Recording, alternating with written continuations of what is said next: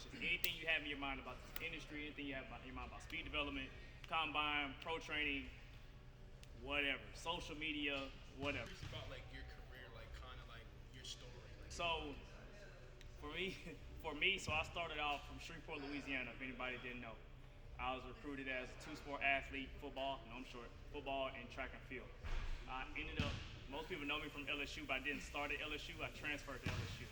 So I started at McNeese State on a track scholarship, and then I transferred to LSU. It's more a lot of a story of perseverance, right? I was on a full scholarship at McNeese State, and I transferred after my first year. I was like, I don't got to get out of here. Like, nobody thought I could do it. Nobody thought I would do it, including my own mother, right?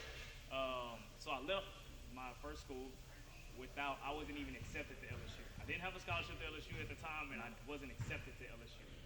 I left, withdrew, said, F y'all, I'm not coming back, and decided to take my talents to Baton Rouge.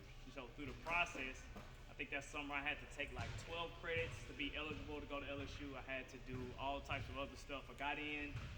Long story short, they didn't want to release me from my last scholarship. I had to do an appeal, all types of stuff just to even attend the school.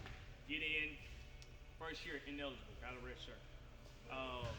Get back next year ineligible for the fall, 2015 for the fall. Finally get to compete in the spring of my second year. Tore my meniscus during my first season, and then got into finally my senior year was my only. I got to really train the entire summer, entire fall, and compete as an LSU Tiger. But during my time ascending to that, like undergrad, going through it, I was real attentive to, like, going to LSU wasn't to be a national champion. Going to LSU wasn't for me to go to the Olympics. I was fast. I would have won any other conference, but I wasn't winning the SEC title. It was more so a business decision. I knew where the network was. I knew where the connections were. I know who had the best medical program. I knew who had the best athletes. I know where the best environment was for my state of Louisiana because I wanted to keep my tops. I was this close to going to University of Texas. And so that's why I went to LSU. Worked out. I walked in every single building: theater, marketing, mass comm, sports medicine, all the gym. I walked in every single building on campus and met people. Every single one. There wasn't one that I didn't go to from one end of the campus to the other. Every cafe worker, every admin person in the building, I went into every single one of them. And that's why I can walk onto the sideline of LSU football when a lot of people who won national championships there can't. Right? It's about connections, it's about relationships. I saw there was a gap between speed development and football players, right, and strength training in Olympic track and field, pro track and field, collegiate track and field, the way it should be done, right, to keep it relevant. And I was like, okay, I'm gonna bridge the gap. Me bridging that gap made me more money than I thought it would, because there weren't many people that say everybody that ran track wanted to be track coaches, and there wasn't a lot of guys that was crossing over to kind of fill the bridge or figure out how to implement true track and field or true speed development into field sports, right? So it wasn't perfect when I did it first, but I got into it. So my strength coach was the interns coordinator at LSU. I got with him because we all know it's hard as hell to get D1, SEC, Power 5 internship to these schools. So I kind of had a way in, but it's because I had worked my ass off getting into the school, to get into the track program, I was a hard worker, so I did all the right stuff there. You know what I'm saying? So after, just like anybody else, filled out 500 applications to places I want to go, but I always had a map. Right, so me coming up and deciding I wanted to go into sports performance, I went out and said, all right, what are the top 10 sports performance facilities in the country? I was like, okay, Exos or API. At that time, it was Velocity Sports Performance. It was Bomarito. It was IMG Academy. It was Michael Johnson Performance. It was all these places. So applied all of them, right? I was fortunate enough to go through the interview process for Exos and moved up to New York City, where I wasn't working directly with the athletes, but I know it was a great end. Big city, bright lights. I worked in sports marketing, sports science, and general consumer activations with the professional athletes. So I wasn't directly training all the time, except for the guys that I already had, but it was the end. Once again, the more you can do, the better that you will be. Stayed up there for a year, too cold, left, hated it. Came back to Louisiana for what I was supposed to be on staff and timing. I was supposed to be on staff with LSU for a football job and for track and field strength edition. They had a hiring freeze, compliance issue, to work with Ryan Clark down ESPN Steelers, with Ryan Clark in at his spot, track and sports performance. Same city, right now, so it all works out. So working there, I led my first full pre-draft class. The year before that, I had Jamal Adams. That was my first like intro to like, okay, this combine thing. How far can it go? Took him from 4.58 to 4.33. You know, in between his combine and his pro day. And then my first full class was the next year with Traction Sports. I did one there, and just fast forward Michael Johnson performance. I think I've had a top 5 pre-draft class every year since 2017. So that's at Exos, at MJP, at IMG Academy, here at House of Athlete, even at Traction Sports Performance, right? I've done a lot with a lot of resources, a lot with very little resources.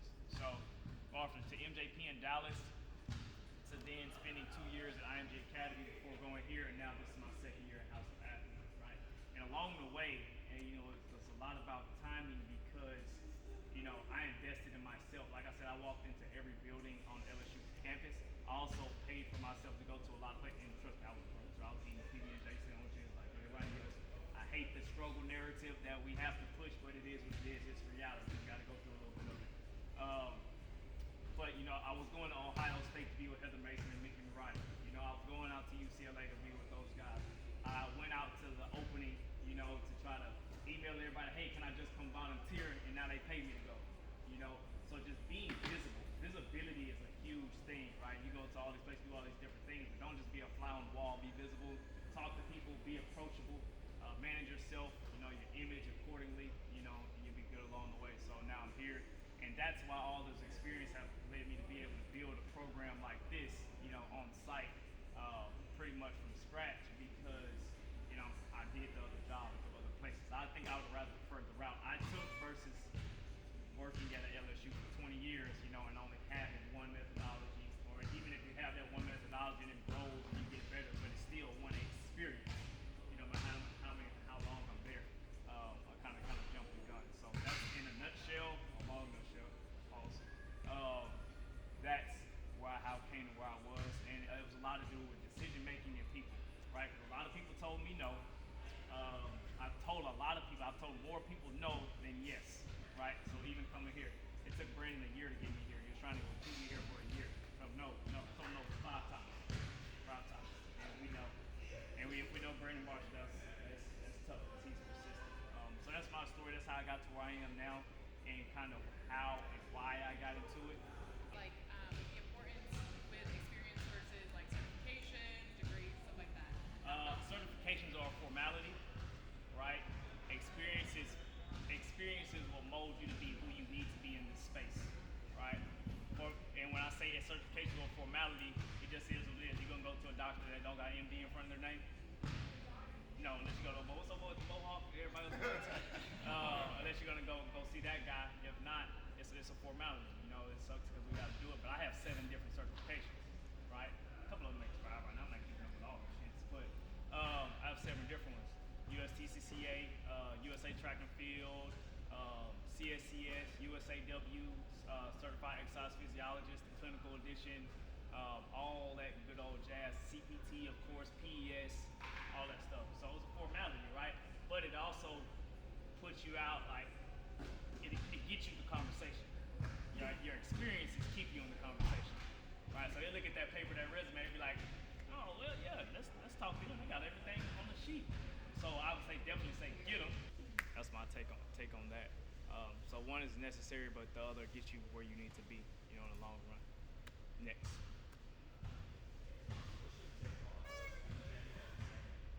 Speed training in the sand. JB knows I hate it. I can't put that. Well, now it'll be on the internet. But I've never like tweeted that or posted that because I'll make everybody mad. You know, you can't get faster in the sand. It's kind of contradictory. You know, in essence, it's a form of resistance training because you're slowing down. But in a field of play, if we talk about sports specificity, right? Unless you're a volleyball player, a sand volleyball player, how is it, you know, really specific to what you're doing? And a lot of guys, the stress that it takes to get out of the sand is more taxing than anything you could do on land, right? Like for instance, I trained Leonard Fournette. His hamstrings light up if I put him in the sand. So guess what? I'm gonna put him in the sand, right? And that's a common thing too. A That's something that guys don't even notice sometimes. So you can do some stuff. You can do some barefoot stuff, but I wouldn't premise a speed development pro. Like our pre-draft guys will never see the sand. Absolutely not. Off season, if I'm trying to get a little bit of capacity work and I just want to change the setting or something, you can go do some. Because I have done it. You can go do some agility or whatever else in the sand, but that doesn't relate to speed development.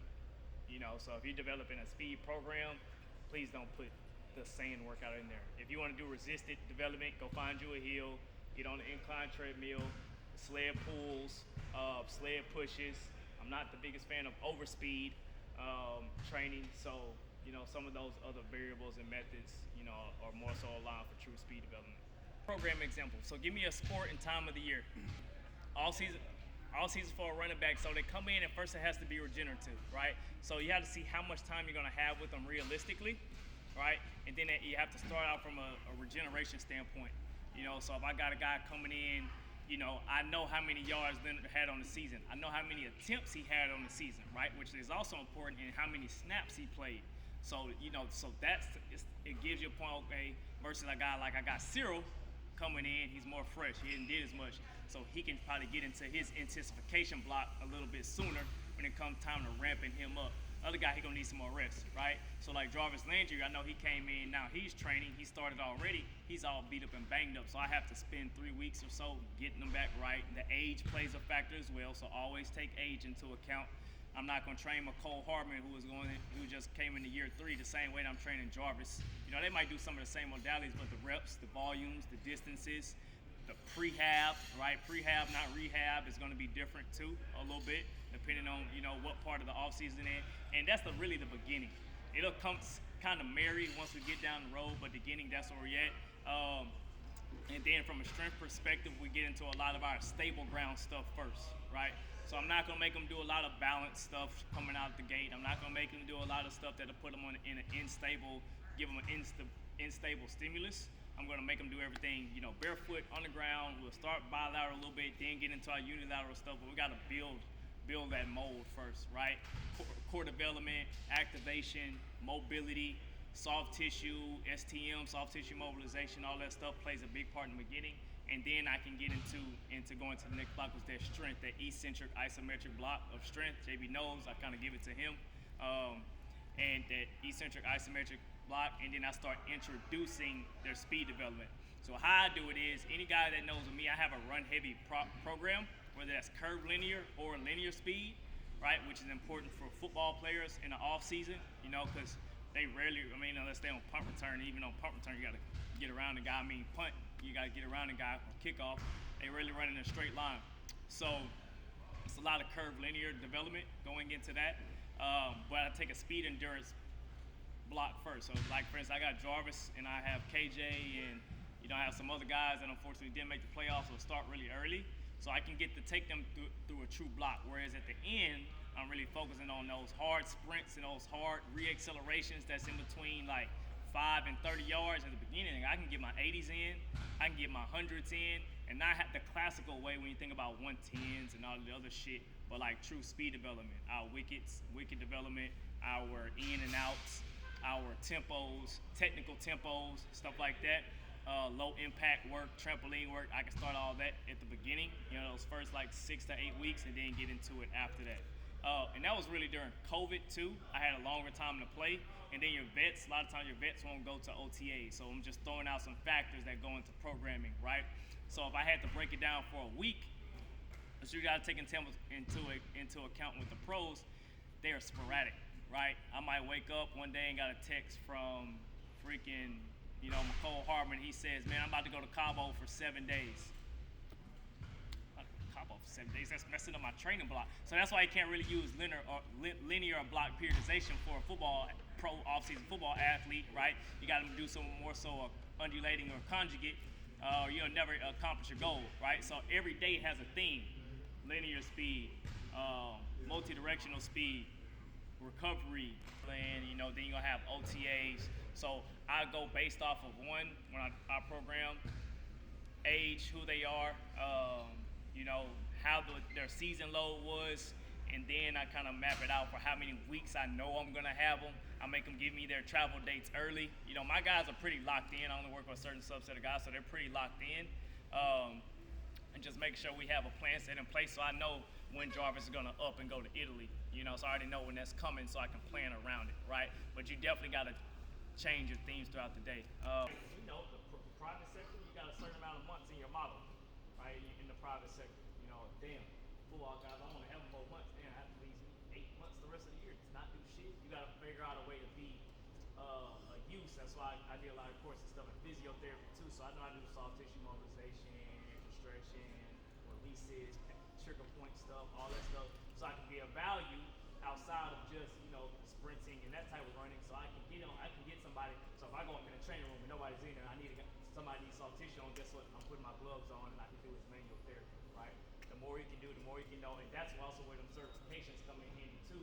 You know, because you've been exposed to it. You know, they're not the end all be all, but you want to be exposed to different things, so you're not saying, I can't read, I can't touch that, I can't do that, I ain't never seen that before, right? Sports science, huge, and that's really what gets you hired too. Dabble your hand in sports science, dabble your hand in manual therapy, dabble your hand in speed development. That's really, and I know I kind of strayed off of your question, but really in this space, I'm telling you, if you get good at speed and strength and conditioning, you get at speed development, right, or better than the man that's next to you, I promise you'll get hired, right? Everybody knows the weight room, right? Everybody knows the weight room. I would put JB's weight program up against just about anybody in the country, right? There's a lot of ways to get strong. There's a lot of ways to be explosive, but I was gonna shy away from that speed development, especially if you didn't do it. You weren't a fast guy, a fast football player, a track athlete, something like that, and you know, and they say, okay, well, program out a speed program for me. It's probably gonna look like trash. Spend some time on that. This is easy, okay? This is easier, all right? Spend some time on that. Next up, what we got? For the 42 combine training, a big thing that happens when you train for it, you try to correct too much. So we're doing the speed film earlier with the guys. You try to correct too much, right? So last year I had the #1 pro day time in the country. Eric Stokes Dallas put it up on the board. Put him up. I put Justin Jefferson up as an example, and I asked every coach there, right? Some more experienced than all of us. What would you fix? Freeze frame, start, stance, next, you know, first few steps. What would you fix? All of them start blurting out all type of shit. Just triple extension of his hips, his chest, his arm, his. Say, guys, he ran 424. I'm not fixing shit. I'm gonna show him how to get in a stance, and I'm gonna let him run. Anything else is gonna be detrimental to him, right? So if we have 6 to 8, and it's all about that time too. I got 6 to 8 weeks to fix a guy. I ain't got time to turn him into Alicia Johnson, right? She's as technical as he gets, or Trayvon Bromell, or somebody like that. As technical as it gets. I have time for that. The more you try to undo, the less time you're gonna have to really implement what you need to implement, right? So taking out things that's gonna put them at a biomechanical, physiological disadvantage, taking that out. If it doesn't put them at a disadvantage, leave it alone. Leave it alone. You know, same thing with Sam Williams. We're gonna fix his trajectory and how he comes out, chest lift, hip lift. You're standing right there, easy fix. Pop straight up, Sam. Okay. Pops up, looks fine. All right, go run. All right, and at that point, once we get consistent with that, and now we can just go into doing the actual work, right? The faster I can fix the technique, first of all, the sessions get shorter. So what takes me an hour and a half now only takes me 45 minutes because we know what we're doing. We can just go out there and do the work. Like a track practice, the longest part of track practice is the warm up. They know what the hell they're doing. Okay, you got 280s today, you got 250, and you go home. Football ain't nothing like that. So, but combine is a track meet, so we got to be more precise. But breaking down into segments tells the story, not overcorrecting and overfixing. And then my programming now is just a collective of, who did I tell? I told somebody I've done, this is year I think 7 for me, 6, 7, something like that. I've done combine speed different every single year. Like sometimes a similar model, but I've done it differently every single year. Had success every single year, right? One, keep them safe, don't hurt them. That's the main thing, right? Restore them, get them back to where they need to be at, teach them some technique, and you'll be good. But now I figured it out to where you read books and see the way that things should be done, when in all actuality, you should be responding to your group. I'm really big on injury prevention. Now, you can't prevent all injuries, but injury reduction as much as possible and making athletes more resilient to their sport of play. So that's my method of thinking when I go into developing a program. So I know the last 2 years I had a little bit of problems with popliteal tendonitis in a lot of my guys, right? That means volume was real high, right? Technique probably wasn't all the way optimal, so I need to change some things. So now instead of introducing max velocity so early, now we got 2 to 3 weeks of pure acceleration, right? As you can see, they haven't had much like all out go, go, go, go. It's been mostly accelerative stuff, right? And I've also took out the number of true acceleration counts. So you're gonna see that if they have the capability to run 5.4, 5.5, 5.6 meters per second on a sprint, they're not always gonna express that because once again, it's a sniper rifle. You only got so many bullets. That's why they do so many skip step accelerations, because we're just focused on the top end right now, right? Or that middle ground, so you don't have to accelerate so many times. So let's skip step 2, 3, 4, 5 yards and then get into your excel, so you're just not big burst exertion, right? Because a lot of guys don't get hurt down the field. You heard what Jalen Twyman got hurt at last year. How many yards? About 5 yards in. You're trying to give it all you got, getting out the gate, you hurt yourself, right? Overexert. So I try to limit the amount of times they have to do that, right? To keep them fresh along the way. I make this reference all the time. From a super compensation standpoint, we want to pull guys into the red and let them go back up. We don't want to pull them into the black. You get them into the black and CNS will not respond how it's supposed to, right? Because they're not wiry guys, all right? And then they're gonna be down, they're gonna be lethargic, they're gonna be sick, and it mess up your whole training block. And then they're gonna be mentally down, like fuck, I'm sucking, I'm slow every single week, and it's gonna mess up the peak, the taper, and the peak, right? So just a few concepts, but I always go block the time. That's why I need all the splits down, and then I go into the visual, right? And that's what helps me set up the program, and also previous year common injuries, right? That makes me lose training time. Also have shaped the program of what I do now. That's why guys are always like, man, well, I need to do more. What else can I do? What else can I do? Bro, just go through the program, right? Because I'm not going to overload your brain. You got to worry about Wonder League. You got to worry about media prep. You got to worry about weight room. You got to worry about your vertical jump, your bar jump, your 225. You got to worry about everybody trying to, steal you from your agent. You got to worry about your agent. You got to worry about your family that's now trying to get in your pockets. Right, all that shit going on. You got to worry about you being indie for a whole week, cold as hell, and then you got to go out and perform on the last day. All that stuff weighs on you. So, and the same thing in season for a team sport too, right? So they got all type of stress going on. So when we give cues in development, make it universal. Solve more than one problem with the cue. Okay, anytime you give a cue, think, is this solving more than one problem? You got times of cues you only need to solve one thing, but if you can, solve more than one problem with the cue, right? Something that you see as a coach. Don't give them big anatomical terms, and solve more than one problem when you're cueing somebody. Story about me hiring JB. It happened at IMG. Seriously. JB had been hitting me up on social media. It had to be for a good fucking year. I swear to God. Seriously. So I get the IMG from, I think it might have been while I was still in, was that while I was in JP? Yeah. And I was transitioning to IMG, like of course one of my staff started wanting to work as a pro. I told my boss there, Taryn Morgan, one of the best ever, so you got your shout out. I said, I don't know what this guy knows. I don't know what kind of character he has. I know he is persevering as hell, persistent as hell, and dedicated to nagging the fuck out of me. So I'm at least give him a shot. I guess pre-drive, you can't fuck it up. I can just tell you to go stand over there and not say anything. So you at least get a shot to get in the door.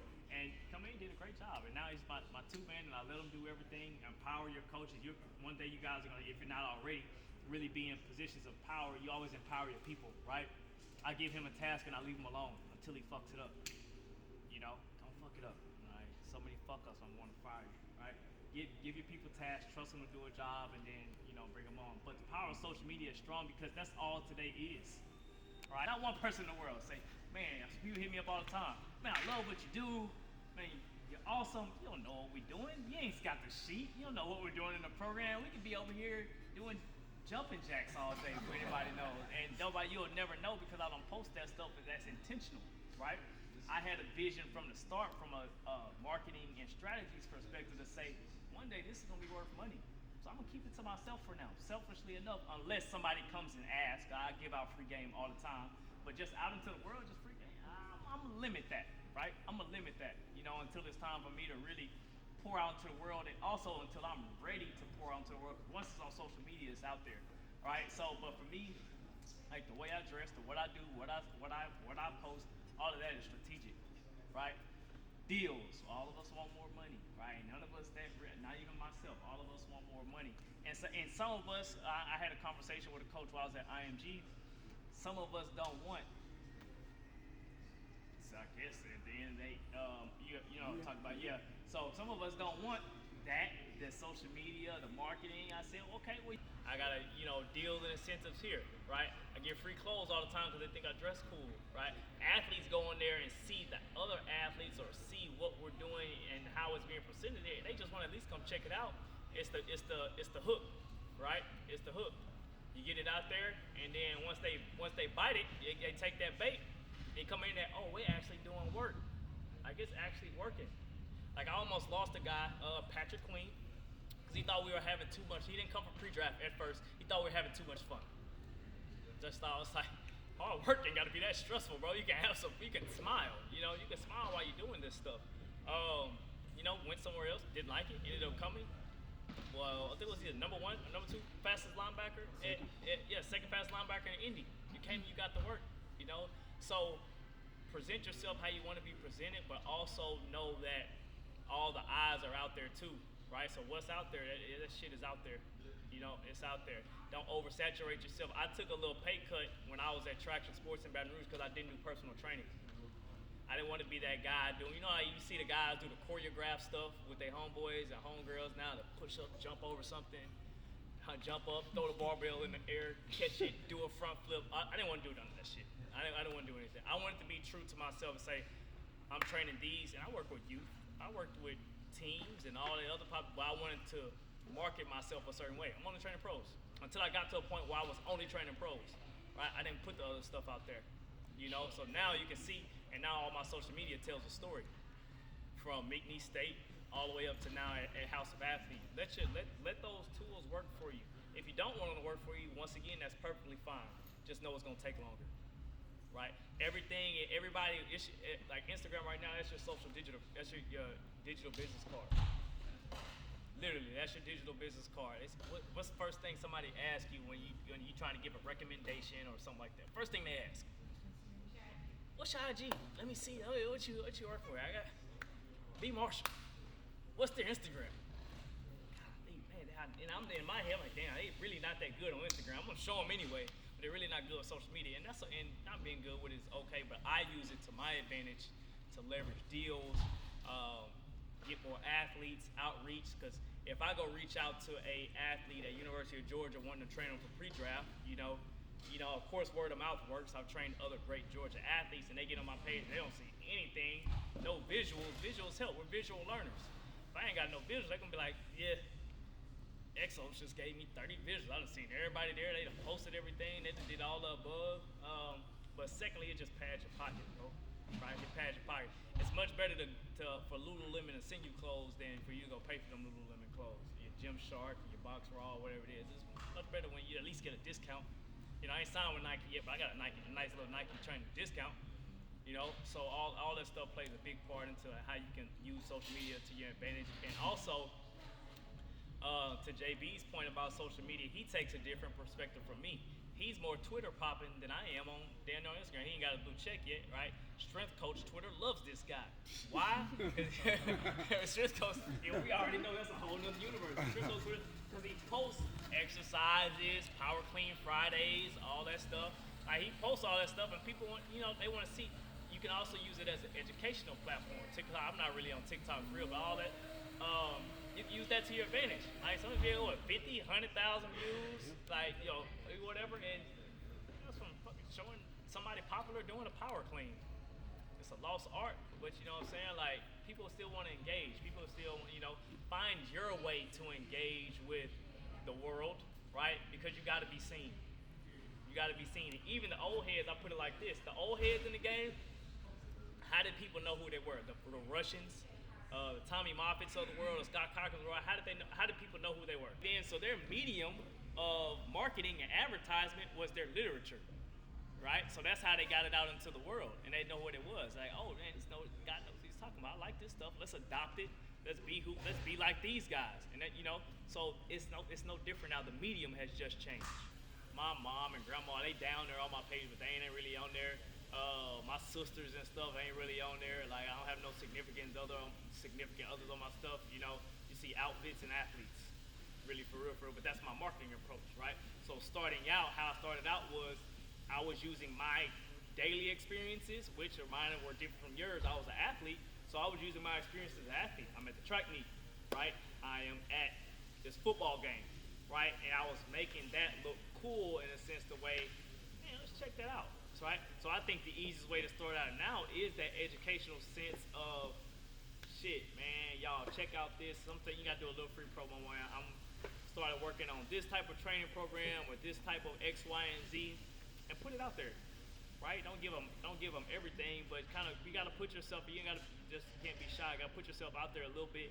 And quality matters, right? I'm gonna just post. I get on some people's pages and I just see 77 videos. First of all, that's gonna mess up your algorithm to do all videos. 77 videos of one video somebody doing tricep extension, somebody else doing a trap bar. They're just exercises, right? You gotta give people a little bit of yourself and a little bit of your work experience, but make it look cool, right? Reach out to some people, you know, talk to people, engage with them. You know, you ain't gotta follow everybody, right? Don't have one thing that turns me off from following people when I get online and I'm looking at somebody's page and they follow like 3,000 people with like 100 followers. I'm like, who is this weirdo? This has got to be a setup. It's got to be a setup. Somebody is trying to set me up, so I try to avoid, you know. And so don't be that person.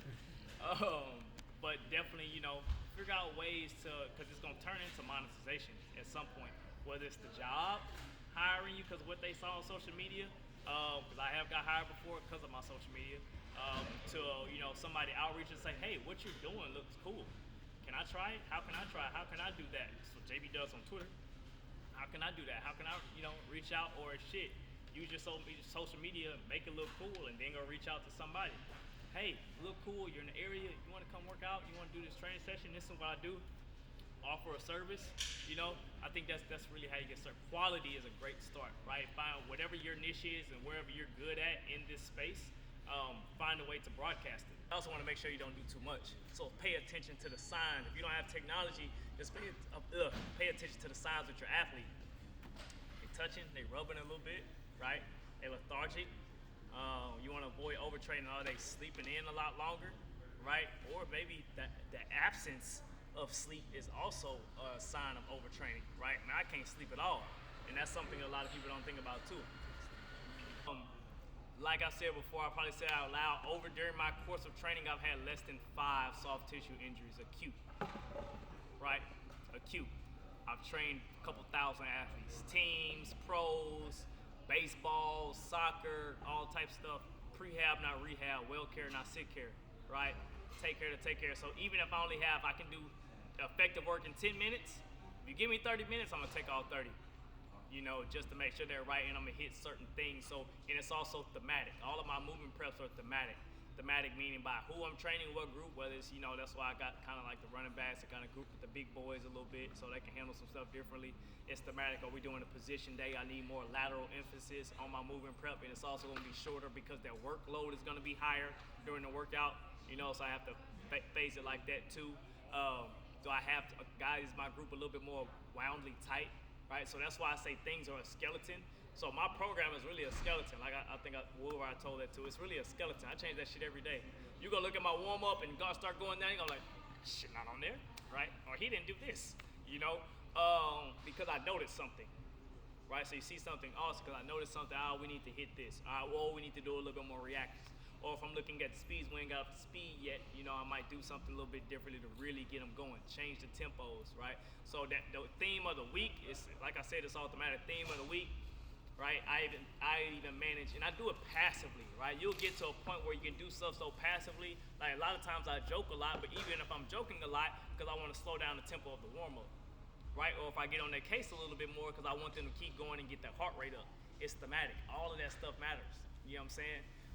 Everything is planned, everything is strategic, you know, whether it's big boys, and it's a little tougher having the big boys in it, because normally, I took an O-lineman this year because it's LSU, so I took a guy from LSU, but normally if I only got 5 or 6, I'm not taking any. because they have to do everything faster. Warm up, walk, talk, eat faster, just to keep up with the guys that do stuff at a faster pace anyway, right? So they're always being taxed. Always, always when they're around them other big boys, they can do stuff as tortoise as they want to. You know, so we just have to be reminded. That's all everything now. Those same warm-ups and stuff like that, reps change, distances change for the accelerations. Because for the big boys, they really got to survive. They ain't gonna never run. I don't even know. But to me, at the combine, big boys should just run 20 yards. You know, you're gonna get more than them. Don't when they're gonna run 40. I mean, you go sideline to sideline, but that's still curvilinear and lateral speed for real, for real. Change direction. So with that being said, you know, that's kind of it's always thematic for what we gotta do for the day. If I got a heavy sprinting day, I really want to spend a little bit more time on the activation to make sure we're using the right things and sequencing the right way. Like I said, if I got a position day, it's going to be more lateral emphasis and shorter. If I have a speed endurance day, that warm-up time can come down, right? Because the session isn't going to be that taxing. I can go get right to work, you know? It just depends on how much work I'm doing during the day, right? And what I think that the CNS load is going to be like during the day, and how tight, sore, and all that stuff will also dictate my tempo and how fast we go to the warm-up. And, you know, if I need to look at the group and say, man, y'all moving too slow, there's no way you're going to get at any point over 85% of your heart rate to be able to go to the next thing. You know, and that's how I approach it, how I attack it. Before I end, anything else before I end? Anything else? When I first got into like strength and conditioning for real, I went on Twitter and followed every strength coach I could find. Now, did I reach out to all of them? Probably not, but I wanted to see what they were doing. People post jobs all the time like, hey, we're looking for an intern, looking for a volunteer. You might not get paid for it, but sometimes you got to do it just to get that experience. When people know who you are and you come in and do a good job, they'll keep you if they can. You know what I'm saying? If they're able to do it. So, on behalf of Wick says exactly what he did to me. Resume wasn't freaking great. Right? It's IMG. We get 100 freaking. It's just like LSU for free internships. We get hundreds of resumes, masters, CSCS. Shit, some got the masters, CSCCA. You know, so all that stuff. But it's really about just outreach. When I was doing my internship at LSU, I got the top 50 schools that I wanted to work with. I went to every single website for those schools. I pulled out the one guy and the two guy got their emails. I emailed every single one. That's over 100 emails I counted. It's like 102 because a couple schools had 3 people I wanted to reach out to. 102 individual personalized emails I was just reaching out. Because at the end of the day, you don't control it, right? You control the outreach, but somebody, it's gonna be a me out there is gonna say, I'm gonna trust this guy. What the fuck could it hurt? If anything happens, I can just let him go. You know what I'm saying? At the end of the day, somebody's gonna do that. Because at some point it was me too, right? Ryan Clark took a chance on me and said, "Man, train all the pros." You know, I had a few before. You know, I was a little bit far ahead because Leonard Fournette was my friend before I trained him. You know, because I went to LSU, but I also strategically put myself in that position, right? To be around other great athletes, great minds, and great individuals. So I would say, go out of your way to put yourself in environments. Conventions, NSCA, CSCCA, sports academies doing some really great education stuff because people there are like-minded, right? They're like-minded. People there are like-minded, so they're looking for that next hungry professional. They're looking for the guy that's gonna come and talk to them and want to learn, and because that's when you can show them really who you are. Social media and outreach can only do so much. The resume can only do so much, you know. I'm gonna send it to JB so I can put it in y'all's group message. I'm gonna show you my resume from the 8th grade. I hadn't worked a single job in my life, but I had a resume. It was highlighted around my characteristics, the clubs I was in, the things I had went to, you know, because I had goals in mind. You know, you gotta make it look appealing, all right. And also, my resume didn't look like anybody else's resume. Like I think I used Adobe or something to make mine, right? Because it stood out. If I got a stack of 10 resumes and they know I hate meetings and I hate phone calls and I hate resumes, all the standard stuff that a leader should like, I don't like any of it, right? But if I see something that comes across my tail that got some color on it, you know, guys, you know, being passionate, I see a photo, I see some other stuff around it, one that's gonna catch my attention, so just from a resume standpoint, and 2, doing what I did, put myself in situations, right? Sometimes it might be a little costly, might save up to do sometimes, but I put myself in a situation where I know I'm gonna be around like-minded people, and find that next opportunity and shoot. I just wait on that person to take a shot on me. But when they take that shot on me, I'm gonna be good. When I started at Traction Sports Performance, they started me with youth at first, right? So I had to adopt their method. Even though I had a resume, I had to adopt their training style, just like I did at Exos, right? The warm-ups they gave me, I knew 2 days later by heart, right? I started interjecting myself and asking, can I help you? Can I do this, right? I knew it, right? Because I didn't want to just be a role player and off to the side. I knew that I had to be seen. If you're not visible, nobody gonna see that guy in the back of the classroom if they don't say anything throughout the whole semester. Teacher ain't even gonna know their name. They're just gonna grade that paper and give it back, or shit, if it's digital, you're gonna go to Himes and fail your test and go on about your day. All right, so I say the biggest thing is, and the most important thing is just putting yourself in those situations, right? Go to them clinics, man. Even in Florida, there's a lot of stuff in Florida, bro. There's a lot of stuff in Florida. And honestly, if I'm in Florida, what school you went to? I go to FAU. You go to FAU? And did I ask you if you know Joey? You don't know Joey? Yeah, I was out. I went to the I would be bugging the shit, Joey. I would be bugging the shit out of you if I was here, right? Because they're always looking for those type of individuals, just to, who they trust and who they want to be around. Aaron Feld just got to Miami. I would DM the shit out of Aaron Feld. Like, hey, bro, let's go check it out. Let me sit with you. Can I do this? Can I do that? May say yes, may say no. You tell me no, you're gonna have to tell me no 3-4 times. Likely, you're gonna have to tell me no 3-4 times before I be like, all right, fine, I'll move on to the next opportunity, right? But in South Florida, there's so many opportunities, Go sit with Matt Gates at XPE. Go sit with Pete Bomarito over at Bomarito Sports. This ain't the only place. I ain't the only guy. Go sit with these places, and I promise you, you put yourself in those situations, you'll get that next one, right? You'll get that next opportunity. Shit, even if it's high school to high school, Texas got some of the largest high school strength and conditioning programs in the country. Right, Allen High School, they're big in IMG weight room, like all that stuff. The ISD system is phenomenal. So just take advantage. There's some great Joey Burke. Wow, reach out to Joey like shit. Joey has all type of high school connections. Burke was one of the best high school strength coaches in the country, middle school and high school. So put yourselves in situations around other like-minded people who also want to be around like-minded people. And I promise you, it'll fast forward this shit so fast, man. I'm telling you, it'll jump you far. Because if we take the old school route, if we take the route that the people before us took, it's gonna take us just as long, right? I don't want to be on the yacht when I'm 65. Nothing that I have works when I'm that old. Okay, I want to be doing all this stuff now when I'm younger. I want to be, being able to enjoy myself while I'm younger. I don't want to be a weight room warrior, just go out the weight room all day, right? I want to be in a position of power where I can start to delegate and do different things, to be successful. But we don't step out of our comfort zone. That never happens. All right, it never happens.